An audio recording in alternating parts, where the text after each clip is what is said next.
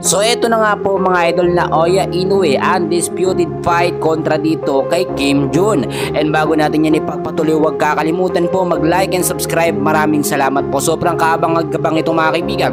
Dahil nga po matapos nga po yung sanang magiging laban ni Inoue kontra nga po kay Sam Goodman nung Disyembre, hindi po yan natuloy mga kaibigan dahil injured daw si Sam Goodman. Ngayon ho, etong mga kalaban ni Inoue na si Kim Jun mga kaibigan, kung titignan ninyo, si Inoue as of now undefeated pa rin with 28 wins, 25 po doon ay puro knockout, samantalang eto naman pong si Kim meron 21 wins, 2 talo at 13 po doon ay knockouts. Kung titignan nyo sa caliber na boksingero, hindi naman ganong kalakasan etong si Kim Jun mga kaibigan.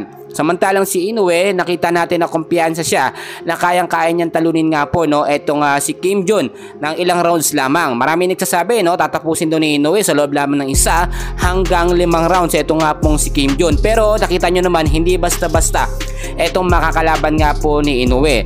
At nakita natin na sa bansang Japan pa rin yan at etong pagdepensa ng titulo ni Oya Inoue ay hahango or magka-catch up ng mga ibang boksingero para labanan muli siya mga kaibigan. Alam naman natin na ngayon ay talagang manonood ng live ito nga pong ating pambato na si Casimero Cuadro Alas at titignan nyo yung mga estratehiya na gagawin nga po ni Inoue pag nilabanan niya na itong si Kim Jun mga kaibigan. Nakita naman natin yung estratehiya ni Casimero Cuadro Alas, ibang iba po dito kay Oya Inoue. At syempre i-check nating mabuti yung mga gloves na ginagamit or kung baka may iturok nga dito kay Inoue. Nakamonitor po lahat yan mga kaibigan dahil alam naman natin itong si Inoue kilala na boksingero na bago lumaban ay nagtuturok po ng pampamanhid or sinasabi nating pain reliever bago siya lumaban. Kaya yun po yung obserbahan.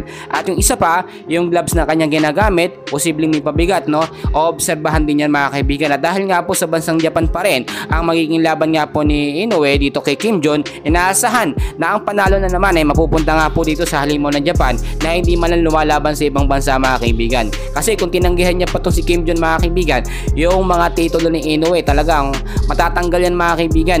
Masususpindi ba to si Inoue pagka ganyan ang nangyari? Pero nakita nyo naman, no choice siya at lalabanan niya tong mahinang boksingero. Pero tignan pa rin natin, may mga posibilidad pa rin na manalo si Kim mga kaibigan dito kay Inoue at posible ding matalo agad ni Inoue itong si Kim ng mabilisan at sa loob lamang ng ilang rounds. So far yan muna update natin, meron pa mamaya. Huwag niyong kakalimutan mag-like and subscribe. Maraming salamat po.